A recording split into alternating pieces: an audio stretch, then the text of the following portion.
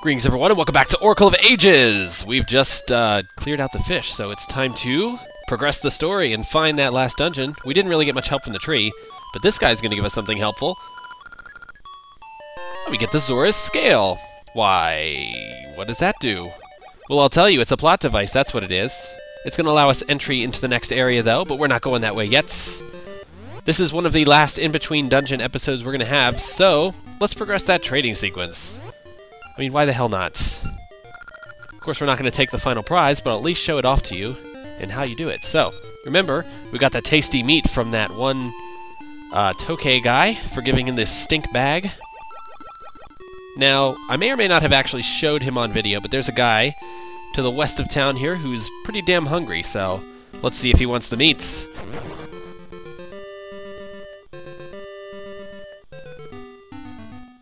There you go. He's got a mask on his hut. That's because he's the Happy Mask guy. Players of Ocarina of Time and Majora's Mask will remember this guy. Yeah, I guess, well, we can help. He's pretty pissed off. I bet giving him the meat will put him in a better mood. Of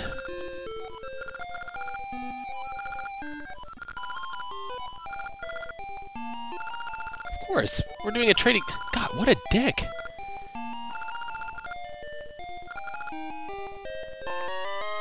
Wow, this guy's a dick.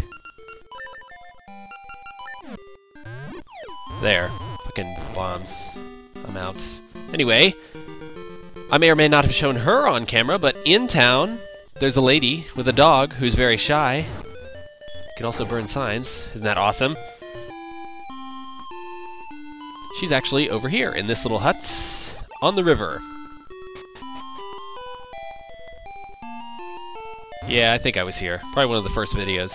I recall being here.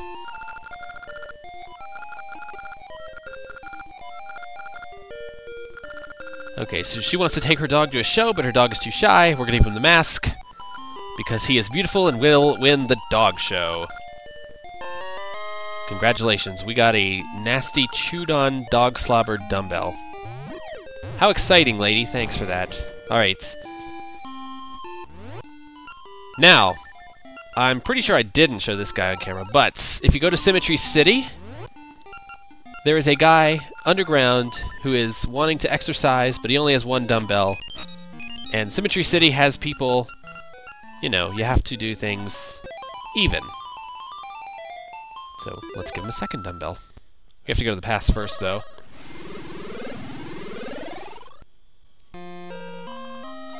Alright, welcome to Symmetry City in the past. Astute viewers of the video may notice that I was one tile to the south farther than when I played the song. That's because I made a crafty little cuts. I fucked up and teleported myself into the building. Anyway, here's the guy. He's got a funny mustache. He is quite skinny. He wants a dumbbell. Kind of. Well, he's telling us he's only got one of his own. And it's Symmetry City. They have a bullshit rule where you must do the same thing on both sides, or you will perish. What are we going to get in return? This guy doesn't have much to offer. He's awfully skinny. Oh, why, he tears the mustache right off his face. Now, I think this is probably the best gift ever. If I were Bill, I'd be holding on to that, but hey, whatever. We've got to progress trading sequences. Traveling back to the present first, though. If you recall, in the center of Linus City, there is a magician, or a joke-telling guy, a comedian of sorts, who is awfully terrible at telling jokes. There was a girl there who was pretty pissed off because she was telling him terrible jokes. Well, you know what would make his jokes funnier? Well, I do. A cheesy mustache! That's right. So, let's give this guy one screen to the west, right here, a mustache. A nasty mustache that was torn off of some guy's face. I like to think it's a real mustache. He's gonna give us the funniest joke he's got, which is probably pretty terrible based on, you know, viewer feedback.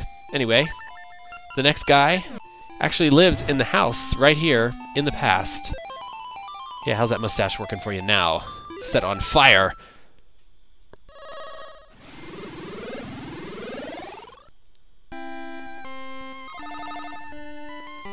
Alright, so... welcome to the emo kid's house. He's awfully depressed. The darkness of his soul is just so tortured. He wants to laugh so hard. Let's tell him this awful, awful joke!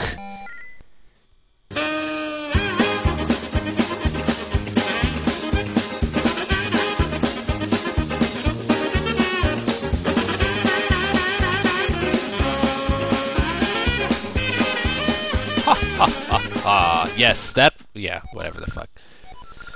It was a semi-hilarious joke, apparently. It was so funny, he forgot to laugh. And that's funny in itself. And we've apparently forced him further into depression, and he can be as depressed as he likes to be. Anyway, we get a sad book. If you've been paying attention to certain conversations, someone has been looking for a sad book. That certain someone flies on a broom. So let's go find her. I've been purposefully avoiding spots where she shows up after the dungeon because I did not want to have to kill 30 more monsters just to get her to show up. Ooh, 5 hearts. What a shitty present. Bill, the terrible arborist, keeps living up to his promise. Alright, so let's give the witch the book.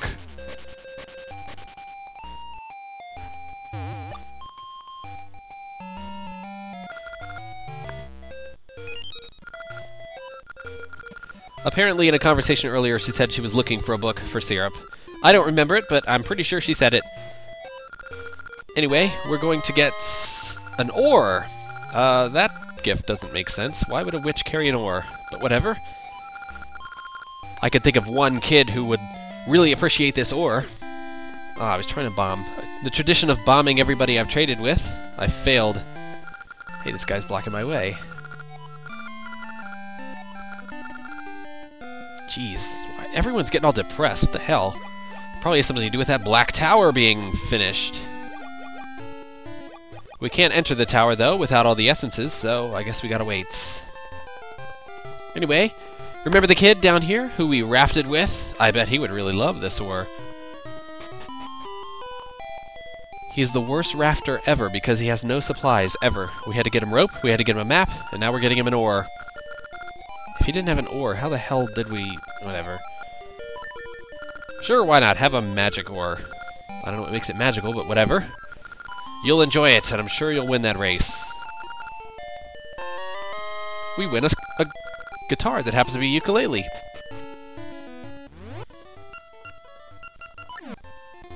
Alright, so the final trading begins. There was a Zora, if you recall, in my video before I went to Jabu Jabu, who missed the sight and smell and sound of the sea. He is the guy who will probably benefit from this ukulele. We have to get there first. Easiest way is just to teleport back to town and travel east and north.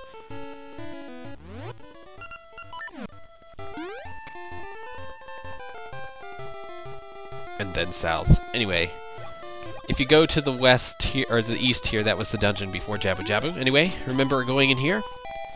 This guy who apparently misses the smell and sound of the sea, I guess he doesn't realize that he lives right next to the sea and can step outside and smell it and hear it anytime he pleases, but whatever, a guitar, ukulele, whatever, will satisfy his needs.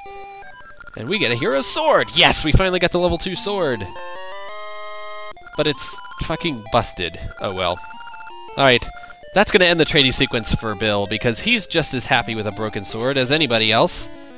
Besides, that trusty wooden sword he's been carrying around forever has not steered him wrong, so... Anyway, if you want to complete the trading sequence and get the level 2 sword, all you've got to do is go back up to Patch. Remember where we restored the Toonie Nuts on Restoration Wall? Did that little minecart minigame thing? Yeah, you just got to do that with the sword, and it'll fix it. And then you've got it. Congratulations. Anyway, let's complete the story here. We got the Zora scale, now we're swimming to the east of Zora's village. And here's this guy here. He wouldn't let us in before because he said we were a kid. Bill is no kid, he's a man. And he's got the Zora scale to prove it, buddy.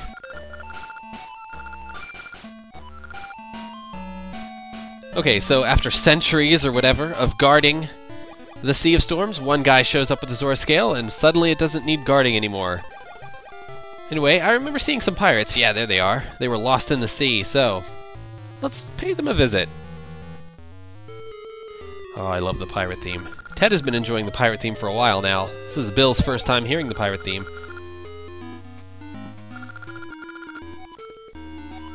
These pirates are a little better, I think, than the pirates of Holodrum. They don't get seasick or whatever. Alright, so, they're lost in the Sea of Storms.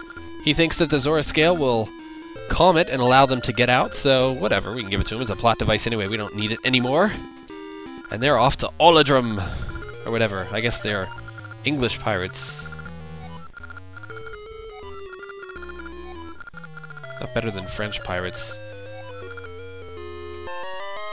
Alright, so we've got the Tokay Eyeball. Remember the third dungeon of the game that was in that mouth of that thing that had funky eyeballs, and then in the past it only had one eyeball? Well, we're finally going to complete that time loophole and add the eyeball to it. Alright, so somehow putting the eye in it causes the mouth to open? Let's enter it. Why, we are entering Dungeon 3, right? No. Apparently, over the 400 years, a cave got reformed and turned into a dungeon. Whatever. We're going to follow this path and see where it leads us. We know how to deal with Gibdos by now. Fucking tornado seeds.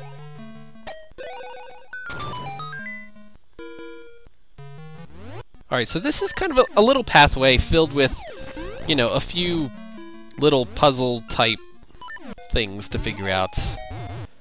But if you've been paying attention in any of the dungeons so far, you can handle this. This is nothing. It's cake! Although this part's kind of a dick, because no matter what you do, you pretty much get hurt.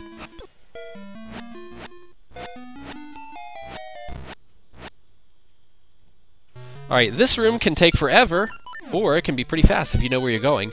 Normally, you push this block around and follow the path down below the bottom of the south area of the room and all the way around, but if you know where the floor is, you can pretty much jump here and make your way to the staircase, bypassing that room's bullshit. But if you really want to experience it for yourself, go ahead. I don't care. Bill has no time for that, though. Anyway, we find ourselves underwater somehow. And, look at this. This little statue should go to the left. Alright. Welcome to the area in front of the 8th dungeon. It's kind of a maze of sorts, filled with very deadly enemies, the Lionels, and, Dark Nuts. Neither of which are very fun with our wooden sword and 3 hearts. Well, 2 hearts now. Mainly because the Lionels don't have knockback unless you're doing the spin attack, which is kind of nasty if you're trying to get out of their way. The best thing to do is to just try and avoid them. Whoa, shit. Or you can abuse this glitch. Not really a glitch. It's just, something in the game where enemies respawn if you re-enter the screen. You can use that to your advantage here in the mazes to get the Lionels to spawn in other areas that are not near you. Problem, though, with the blue ones over there, they don't respawn in different areas. They always spawn in the same spot, so that's going to be kind of a crafty thing to deal with.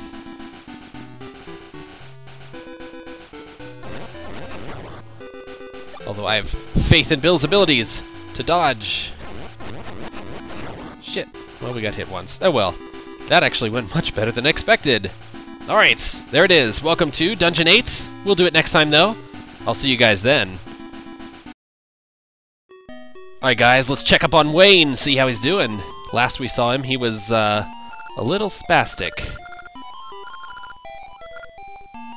Yeah? Well, let's go see what fine young man he's grown into. Oh. You sure that's a man? Okay, well... yeah, it's a cool name, I guess, dude. Oh boy. What have you done? I'm out.